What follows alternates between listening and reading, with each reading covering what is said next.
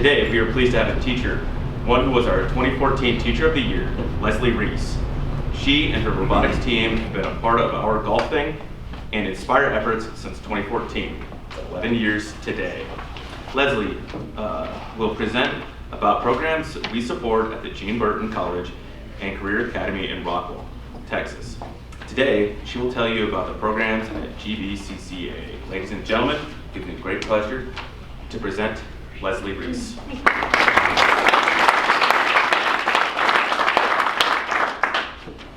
Good afternoon, everybody. Like I said, I'm Lesley Reese, and I'm an educator at the Burton College and Career Academy. My focus is on instruction in engineering, robotics, and manufacturing. This marks my 21st year of in the teaching profession, and 20 of those years I have the privilege of coaching robotics and/or drones. Next slide. So, the Academy, it opened up in 2018, and it houses all of the career and technology classes plus of the college dual credit classes. Students from both Rockwell and Heath High Schools are bused to the Academy every day to attend our classes. The Academy has 38 teachers, and everyone at the campus hosts a student organization. Next slide. I am the lead teacher of the STEM department at the Academy. There's two different areas, information technology and engineering. First one, information technology, is broken down into two programs of study, cybersecurity and programming and software development. Our main focus at the Academy is that students get an industrial certification.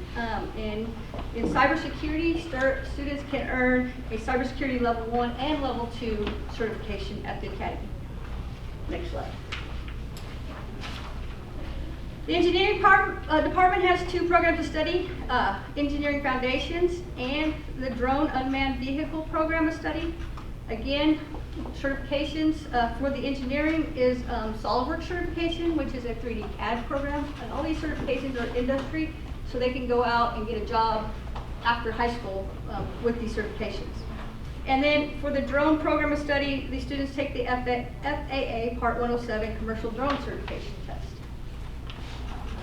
Next slide. All right, so STEM organizations, with the help of Vance and the AFA, over all of these years, I don't even know how many. I started at Heath High School when it opened up, and that very first year I started the robotics program. We didn't do much because they came at me, and I was a biology teacher at the time. They said, "We want to start a robotics team." I said, "Okay, we'll find out information." And they came back and said, "It's going to cost $5,000. I'm like, "Okay, let's start smaller." And so we joined BEST and did, because it was free, and then we eventually went into the high level robotics competitions. So, but we now have expanded to drones, CyberPatriot, amateur radio, and then of course the robotics teams. Next slide. So a little bit about each program. The drone program has 10 to 15 students on the team. They compete from August to December. They compete in the advanced robotics, vertical robotics competition held by Bell Helicopter. The team, over 4 years now, they've gone to the national championships and placed 5th and 2/3. Next slide, please.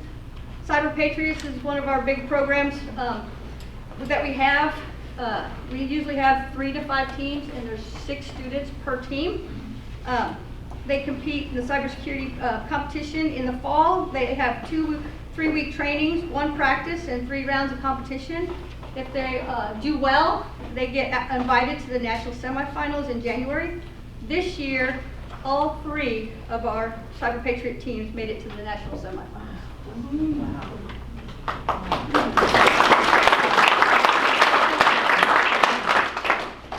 Next slide. Last year, we started the Amateur Radio Club. They compete in Youth in the Air, school club roundups, fox hunts, and field days. But the main reason we started this is not only that they get to learn about wireless communications and antennas, they get to learn to solder, and we're actually a satellite tracking antenna right now. And then next year, we're actually going to send up a weather balloon and collect data. But they get to take the exam for the amateur radio, to get an amateur radio license. All right, next slide. All right, robotics. Robotics is probably our biggest program.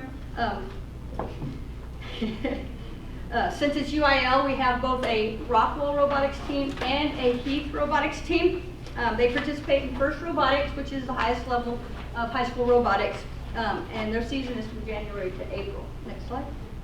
Talk about each team separately. Rockwell robotics team started in 2004.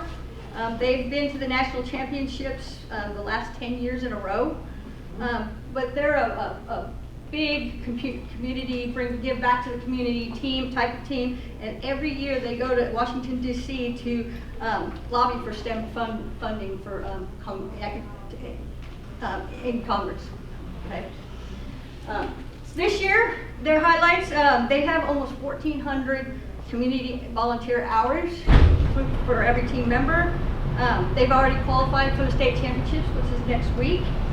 They're ranked 20 in the state right now, and they won the Engineering Inspirational Award at one of their district competition, which is the highest level award that you can receive in robotics. First. Next one. All right, the Heath Robotics team, they started in 2010 with me, right, way back when. We've qualified for the national championships every year since 2012. The only year we didn't qualify for national championships was 2011. We've placed second place in the world twice.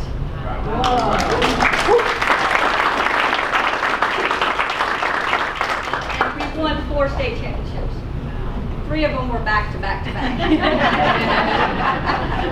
So it can be done. The team highlights from this year, they're currently ranked 11th. They've got to the finals in both their district events. You have to do 2 district events to get points to qualify for the state. They are qualified for the state champions for next week, and they won the Excellence in Engineering Award. Next one. All right, so the impacts of these student organizations on students is why we do all of this.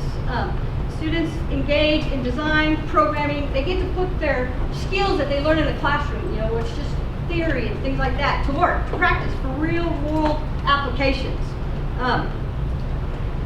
But they also develop soft skills that companies are so looking for in students, especially university graduates nowadays. So they communicate, they do teamwork, they present all these soft skills that they have. But in our STEM organizations, 90% of our students usually go into a STEM field after high school. So in the image below here, this is one of my robotics team. There's 15 of the seniors. They're proudly signing their letters of intent to attend a post-secondary institution, similar to the way the high school athletes do. We get our students to do it too, because we think their commitment to robotics or any other organization is just as important, because they're going into their field that they want to, and all of these students went into a STEM field. But one of the keys for that the students get out of it is scholarships. So universities provide scholarships for students who achieve a success in national semifinals at CyberPatriot. Many institutions offer scholarships, especially for participants in FIRST Robotics. There's numerous scholarships available for students that just hold an amateur radio license. And then in Bell Helicopter, they have a program where their juniors and seniors can do summer internships, paid summer internships with them to get that experience on their resumes. This highlights the valuable opportunities available to the students in our STEM program, and again, we can't do all of this without the help from the AFA. Thank you.